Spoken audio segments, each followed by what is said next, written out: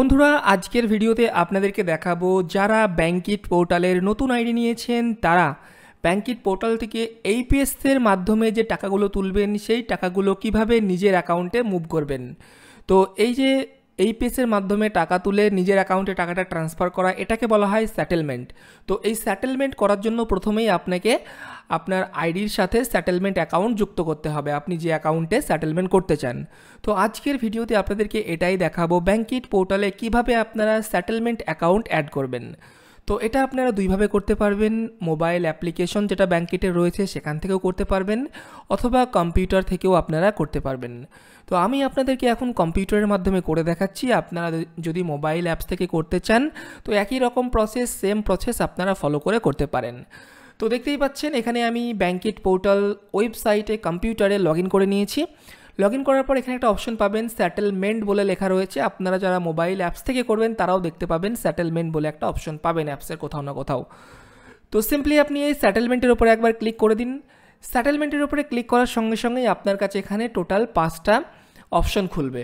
প্রথমে দেখতে পাচ্ছেন রেজিস্টার ব্যাঙ্ক রয়েছে, তারপর রয়েছে সেটেলমেন্ট, তারপর রয়েছে ডিলিট ব্যাঙ্ক, তারপর রয়েছে আপগ্রেড লিমিট, আর তারপর রয়েছে কেওয়াইসি স্ট্যাটাস। তো আমরা যেটা করব সবার আগে এই যে রেজিস্টার্ড ব্যাঙ্ক লেখা রয়েছে এই ঘরে টিক থাকবে, টিক থেকে এখান থেকেই আমরা সেটেলমেন্ট অ্যাকাউন্টটা অ্যাড করতে পারবো। তো দেখতেই পাচ্ছেন এখানে আমি রেজিস্টার ব্যাঙ্ক অ্যাকাউন্টটা সিলেক্ট রয়েছে, এরপর দেখতে পাচ্ছেন সেটেলমেন্ট অ্যাকাউন্ট টাইপ। তো এখান থেকে আপনি সিলেক্ট করতে পারবেন টাইপ 1 আর টাইপ 2 রয়েছে। তো এখান থেকে আমি টাইপ 1টা সিলেক্ট করে দিচ্ছি। ঠিক আছে, টাইপ 1 সিলেক্ট করবেন আপনারাও। টাইপ 1 সিলেক্ট করার পর এখানে দেখতে পাচ্ছেন কন্ট্যাক্ট নম্বর, অর্থাৎ আপনার মোবাইল নাম্বার, যে মোবাইল নাম্বারটা আপনার ব্যাঙ্কিট আইডির সাথে যুক্ত রয়েছে সেই মোবাইল নাম্বারটা এখানে দিতে হবে। তো এখানে আমি আমার মোবাইল নাম্বার দিয়ে দিচ্ছি। এরপর রয়েছে এসি হোল্ডার নেম, অর্থাৎ আপনার নাম, অর্থাৎ যার নামে এই ব্যাঙ্কিট আইডি রয়েছে নিশ্চয়ই তার অ্যাকাউন্ট এখানে অ্যাড করতে হবে। তো এখানে আপনাকে যে নামটা রয়েছে আপনার পাসবইয়ে সে নামটা এখানে টাইপ করবেন। নাম টাইপ করা হয়ে গেলে এরপরে বলছে ব্যাঙ্ক অ্যাকাউন্ট নম্বর, এরপরে আপনার ব্যাংকের অ্যাকাউন্ট নাম্বারটা এখানে নির্ভুলভাবে দিয়ে দেবেন। তো এখানে আমি আমার ব্যাঙ্ক অ্যাকাউন্ট নাম্বারটা সঠিকভাবে দিয়ে দিলাম। এরপরে দেখতে পাচ্ছেন কনফার্ম ব্যাঙ্ক অ্যাকাউন্ট নাম্বার, অর্থাৎ আপনার অ্যাকাউন্ট নম্বরটা এখানে আরেকবার কনফার্ম করতে বলছে। তো চলুন এখানে আমি আরেকবার আমার অ্যাকাউন্ট নাম্বারটা দিয়ে দিচ্ছি। তো এখানে আমি আমার অ্যাকাউন্ট নাম্বারটা আরেকবার কনফার্ম করে দিলাম। এরপরে বলছে এখানে ব্যাঙ্ক নেম, অর্থাৎ এই ব্যাঙ্কটা, এই অ্যাকাউন্টটা কোন ব্যাঙ্কের। তো এখান থেকে আপনি সিলেক্ট ব্যাঙ্ক দেখতে পাচ্ছেন, এখানে ক্লিক করে আপনি আপনার ব্যাঙ্কটা ইজিলি সিলেক্ট করতে পারবেন। এটা আমার আইসিআইসিআই ব্যাঙ্কের অ্যাকাউন্ট, তাই এখানে আমি আইসিআইসিআই অ্যাকাউন্টটা সিলেক্ট করে দিলাম। এরপর বলছে আইএফএসসি কোড, অর্থাৎ আপনার ব্যাঙ্কের যে আইএফএসসি কোড রয়েছে সেটা এখানে সিলেক্ট করতে হবে। তো এখানে একটা বাই ডিফল্ট আইএফএসসি কোড থাকবে, এটা আপনারা জাস্ট কেটে দেবেন, ব্যাক স্পেস প্রেস করে কেটে দিয়ে এখানে আপনার ব্যাঙ্কের যে আইএফএসসি কোড হবে সেটা এখানে টাইপ করে দেবেন। তো এখানে আমি আমার আইএফএসসি কোডটাও সঠিকভাবে দিয়ে দিলাম। এরপরে কি করবেন, এরপরে এখানে তিনটে অপশন পাচ্ছেন, একটা ক্যান্সেল, একটা রেজিস্টার বেনিফিশিয়ারি আর একটা ভেরিফাই বেনিফিশিয়ারি। তো আপনাদের সকলকে আমি সাজেস্ট করবো আপনারা প্রথমে এই ভেরিফাই বেনিফিশিয়ারিতে ক্লিক করে আপনার অ্যাকাউন্টটা ভেরিফাই করে নেবেন, যার ফলে আপনার এখানে অ্যাকাউন্টটা ভুল হওয়ার সম্ভাবনা থাকবে না। তো আমি সিম্পলি এখানে ভেরিফাই বেনিফিশিয়ারিতে একবার প্রথমে ক্লিক করে নিচ্ছি। আপনারা চাইলে ডাইরেক্ট এখানে রেজিস্টার বেনিফিশিয়ারিতেও ক্লিক করতে পারেন। তো সেক্ষেত্রে আপনার অ্যাকাউন্টটা এখানে ভেরিফাই হতে পারবে না। আপনি যদি কনফার্ম থাকেন যে হ্যাঁ এটাই আমার অ্যাকাউন্ট নম্বর, তাহলে আপনি সরাসরি রেজিস্টার করবেন। বাট আমার সাজেশন থাকবে আপনারা সকলেই ভেরিফাই বেনিফিশিয়ারিতে ক্লিক করবেন। 2-3 টাকা প্রথমে চার্জ কাটবে, বাট আপনার অ্যাকাউন্টটা এখানে ভেরিফাই হয়ে যাবে। তো এখানে আমি ভেরিফাই বেনিফিশিয়ারিতে ক্লিক করে দিচ্ছি। ক্লিক করার সঙ্গে সঙ্গে দেখতে পাচ্ছেন নিচে এরকম একটা লোডিং নেবে, ঘুরবে, এবং ঘোরার পরে কিন্তু দেখতে পাচ্ছেন এই দিকটায় আপনার মেসেজ চলে আসলো সাকসেস, মানে ভেরিফাই হয়ে গেছে। অ্যাকাউন্ট নম্বর চলে আসবে, ব্যাংকের নাম চলে আসবে, এবং আপনার এই অ্যাকাউন্টটা কার নামে রয়েছে সেই নামটাও কিন্তু এখানে চলে আসবে। তার মানে আপনার অ্যাকাউন্টটা এখানে সঠিক রয়েছে, ভেরিফাই হয়ে গেছে। যদি আপনার এখানে অ্যাকাউন্ট নাম্বার ভুল হতো তাহলে এখানে অন্য কারো নাম চলে আসতো। তো এরপর আমরা কি করব, সিম্পলি এখানে একটা অ্যাডের অপশন চলে এসেছে, আমরা এখানে অ্যাডের উপরে একবার ক্লিক করে নেব। অ্যাডের উপরে ক্লিক করার সঙ্গে সঙ্গে কিন্তু এখানে একটা আপনারা মেসেজ পেয়ে যাবেন, ব্যাঙ্ক রেজিস্টার্ড সাকসেসফুলি। তার মানে আমাদের এখানে ব্যাঙ্ক অ্যাকাউন্টটা সাকসেসফুলি রেজিস্টার্ড হয়ে গেল আমাদের ব্যাঙ্কিট পোর্টালের সাথে। এবার আপনারা চাইলে খুব সহজেই সেটেলমেন্ট করতে পারবেন এই যে ব্যাঙ্ক অ্যাকাউন্ট অ্যাড করলেন সেই ব্যাঙ্ক অ্যাকাউন্টে। তো চলুন সেটেলমেন্টটা কীভাবে করবেন সেটাও আপনাদেরকে দেখিয়ে দিই। সেটেলমেন্ট করার জন্য আপনি একবার হোম পেজে আমরা চলে আসি, রিফ্রেশ করে নিচ্ছি। রিফ্রেশ করার পর দেখতে পাচ্ছেন এখানটায় আবারও আপনি এই সেটেলমেন্ট অপশনে চলে যাবেন। সেটেলমেন্ট অপশনে যাওয়ার পরে আমরা তো প্রথম অপশন রেজিস্টার ব্যাঙ্ক অ্যাকাউন্ট থেকে ব্যাঙ্কটা রেজিস্টার করলাম। এরপর সেটেলমেন্ট করার জন্য আমাদেরকে সেকেন্ড অপশন দেখতে পাচ্ছেন, এই সেকেন্ড অপশনে ক্লিক করতে হবে, এটা হচ্ছে সেটেলমেন্ট করার জন্য। তো এরপর দেখতে পাচ্ছেন সেটেলমেন্ট টাইপ রয়েছে, এখানটায় আপনারা সিলেক্ট করবেন টাইপ 1 আর 2। তো আমরা যেহেতু রেজিস্টার ব্যাঙ্কটা সিলেক্ট করেছিলাম টাইপ 1 দিয়ে, তাই আমাদেরকে এটা টাইপ 1ই সিলেক্ট করতে হবে। টাইপ 1 সিলেক্ট করার পর দেখতে পাচ্ছেন ব্যাঙ্ক অ্যাকাউন্ট নাম্বার, তো এখান থেকে আপনার ব্যাঙ্ক অ্যাকাউন্ট নাম্বারটা সিলেক্ট করতে হবে। তো এখানে আমি ক্লিক করলাম, ক্লিক করার সঙ্গে সঙ্গে দেখতে পাচ্ছেন নিচে কিন্তু আমার এখানে অ্যাকাউন্ট নাম্বারটা চলে এসেছে, যেটা একটু আগে আমরা অ্যাড করলাম, এবং পাশে একটা টিক রয়েছে, তার মানে অ্যাকাউন্টটা ভেরিফাই রয়েছে। তো আমরা সিম্পলি এখান থেকে এই অ্যাকাউন্টটা সিলেক্ট করে নেব। অ্যাকাউন্ট সিলেক্ট করার পর দেখতে পাচ্ছেন এখানে একটা গ্রিন টিক থাকবে, মানে আপনার অ্যাকাউন্টটা ফুললি ভেরিফাইড রয়েছে।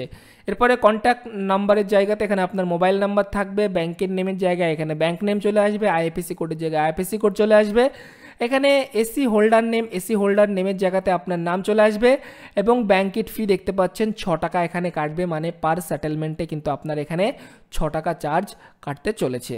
তো এরপর দেখতে পাচ্ছেন এখানে রয়েছে সেটেলমেন্ট, টোটাল সেটেলমেন্ট ব্যালেন্স, অর্থাৎ এখানে আপনার সেটেলমেন্ট লিমিট দেওয়া রয়েছে, এখানে একটা অ্যামাউন্ট রয়েছে, দেখতে পাচ্ছেন আমার এখানে 11,469 টাকা লিমিট রয়েছে।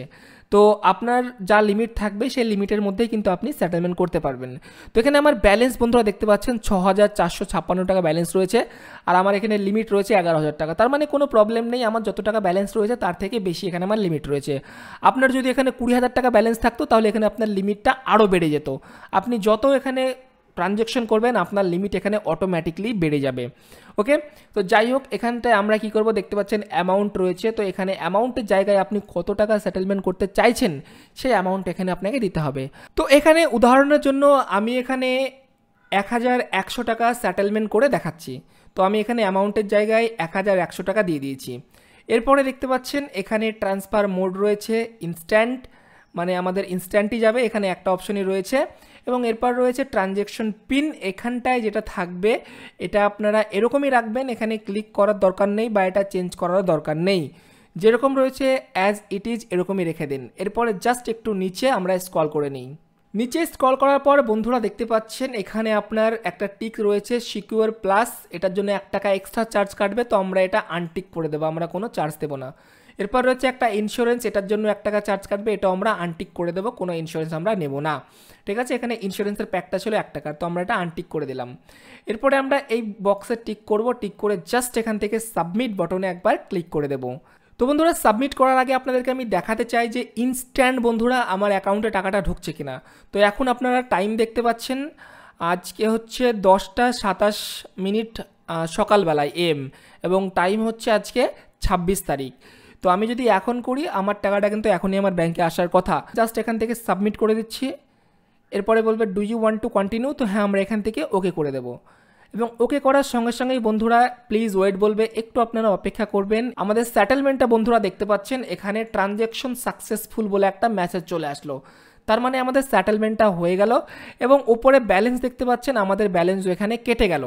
তো এখন আমরা দেখব আমাদের ব্যাঙ্ক অ্যাকাউন্টে টাকাটা এসছে কিনা। আচ্ছা, তার আগে আমরা পোর্টাল থেকে যদি দেখতে চাই যে আমাদের সেটেলমেন্টটা কোথায় আমরা কিভাবে দেখব হয়েছে কি হয়নি, সেটা দেখার জন্য আপনি এখানে মাই অ্যাকাউন্ট রয়েছে, মাই অ্যাকাউন্ট একবার ক্লিক করে নিন। ক্লিক করার পরে দেখতে পাচ্ছেন এখানে অনেকগুলো অপশন খুলে যাবে, এই অপশনের মধ্যে থেকে বন্ধুরা আপনারা চেক করতে পারবেন যে এই দেখুন এখান থেকে মাই অ্যাকাউন্ট স্টেটমেন্ট, এখান থেকে আপনি চেক করতে পারবেন। এখানে আমি ক্লিক করলাম, এখানে ক্লিক করলেই দেখতে পাচ্ছেন এই দেখুন আজকে হচ্ছে 24/11/26 মানে 26 তারিখ, হ্যাঁ, সকাল 10টা বেজে 28 মিনিট 37 সেকেন্ডে আমি সেটেলমেন্ট করলাম।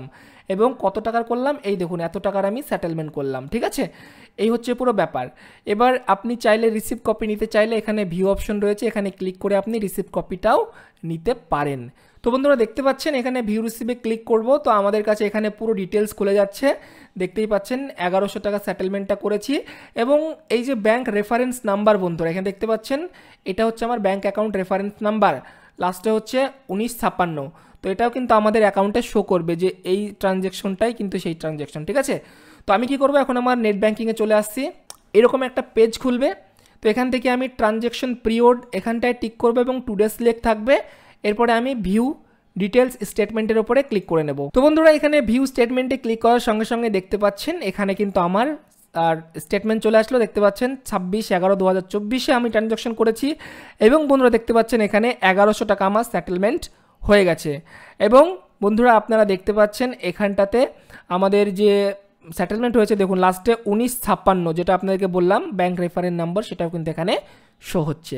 তার মানে বুঝতে পারলেন ব্যাংকের থেকে আপনারা যখন সেটেলমেন্ট করবেন ইনস্ট্যান্ট সেটেলমেন্ট হয়ে যাবে। এবার কোনো ক্ষেত্রে যদি ব্যাংক সার্ভার ডাউন থাকে সেক্ষেত্রে কিন্তু একটু টাইম লাগতে পারে, বাট 99% কেস কিন্তু আপনার ইনস্ট্যান্ট সেটেলমেন্ট হয়ে যাবে।